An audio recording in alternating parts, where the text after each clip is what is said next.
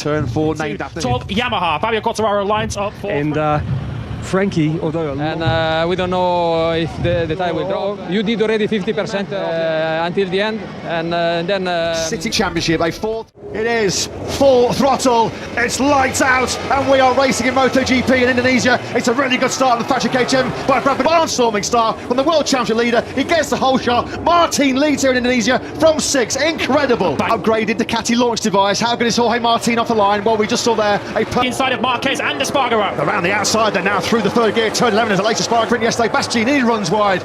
It is absolute carnage on this first lap here. At the front, it is Jorge Martin that leads, nearly 3/10 clear of Maverick Vinales. But Martin and Vinales away at the front, half a second clear of Quartararo. Then it's Marini, Binder, and entirely knows he has to try and get clear air at the front of this Grand Prix, otherwise he might encounter some overheating issues with that front tyre, and has not been able to take advantage early on of that soft rear tyre. One of only 3 right. Quartararo on the inside. Bagnaia now looking to go through. Marini gets collected. Yeah, Marini's been collected.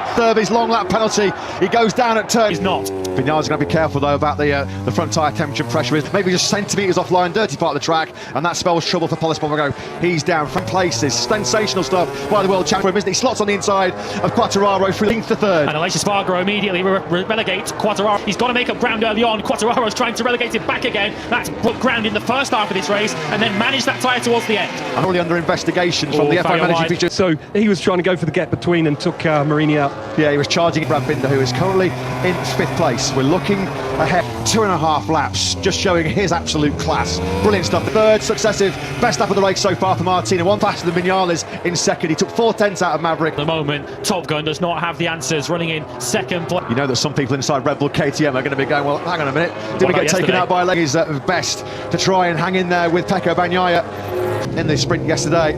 So Binder getting a long lap penalty at turn 1, and Aleix Espargaro all over his rear. Yesterday, but yeah, it was Vinales having a pole lap last time around, a 32.0, which saw him lose half a second to both Martin. Then into 10th place, so he would have lost 2 or 3 seconds. He pulls in, he has completed his first ever MotoGP pole yesterday with a Tissot sprint. He's gone straight on that. Very long 25 laps here. It was going to be a long 25 laps even if the main of his Indonesian Grand Prix out, and he'll be back next time now. Very good salvage job. Still an awful long way to go. We're only coming up to 1/3 distance in this 7th lap as he lost 2 places both to Binder and to Bezzecchi.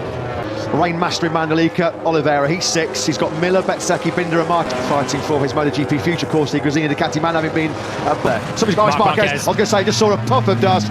A miserable Mandalika Grand Prix. Listen to the groans from and he's bailed off on lap 8 here in Indonesia today. No points for Marc Marquez season and build his career back up at Ducati. Saying to the heavens, will still be leading Honda of this race. Bezzecchi will already... That was crash 23 of the 2020 battle for 6th place. Error in the final corner. These two had a good fight early on in the rain here last year in Mandalika, didn't they? 1:31.5. That was slightly quicker than Espargaro. Oliveira's race going from bad to worse. The Bezzecchi picked up Oliveira, maybe already having attacked so hard in the first part. And everyone, with the exception of Martin and Bagnaia. And yesterday, in this Mandalika race, a 1:31.035 on lap 10 of 27. And that might be a property. It looked like it's pretty close to line. Might be in danger of a second long lap, 16th place. So he's effectively the last rider on track. He's only actually got Joan between Mir and Taka Nakagami. Mir almost lost the front there on the inside of Nakagami. That's the battle. He's dropped right off the pace of the top 3 directly ahead of him. 7/10. First sector has zoomed right up onto the back of Aleix Espargaro again. It's been a bad day for the Gas Factory Racing Tech. A day to forget then for Gas Tech. If he's hitting tyre problems already, it's around here where it will start to show, because we know that it's a thriller. It's Tijo Bagnaia. Martin's down. Oh no, Jorge Martin has crashed.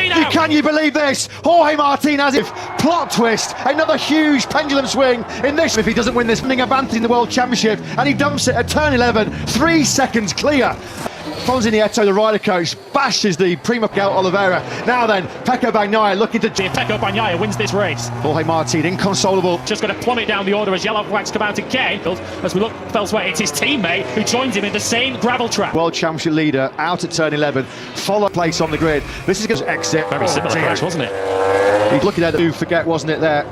Aleix big place changing hands is on for half a second. Aleix Espargaro sitting up there as he came out. Bagnaia, you just do wonder though now, he knows flying through the gravel trap at turn number 11.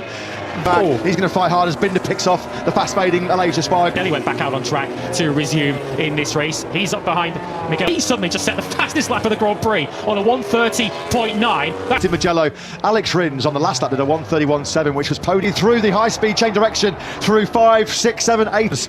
Well, here comes Bagnaia. He's got the inside. This could be the key race-winning overtake. We remind you, he started from way down. And that, gentlemen, is having the afternoon of his dreams. As Would be an astonishing performance by the former world champion.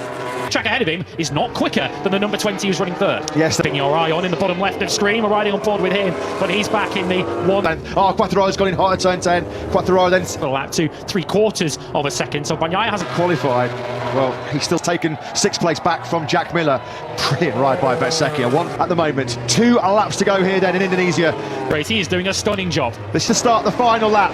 4.3 kilometres. Pekka Bagnaia is away from one of the big, under immense pressure he was coming into this Mandalika battle. He's hit in Mandalika. He starts the last lap, a second clear of Vinales. Free on this final lap. What can Quattraro do? Go on, is he not going to be close enough? But Pekka Bagnaia within lead. Through the final corner we go. Bagnaia almost at line, but it's a monumental, a massive victory in Mandalika for Pekka Bagnaia Championship. Cue absolute delirium. It's a man who's fighting tooth and nail to keep that note to Antonio a career best fourth. Marco 12th, only 14 finishes. It's a response from the world champion Pekka Bagnaia. Delinia's voice, can't you? This man just cannot believe Pete, and certainly it just feels.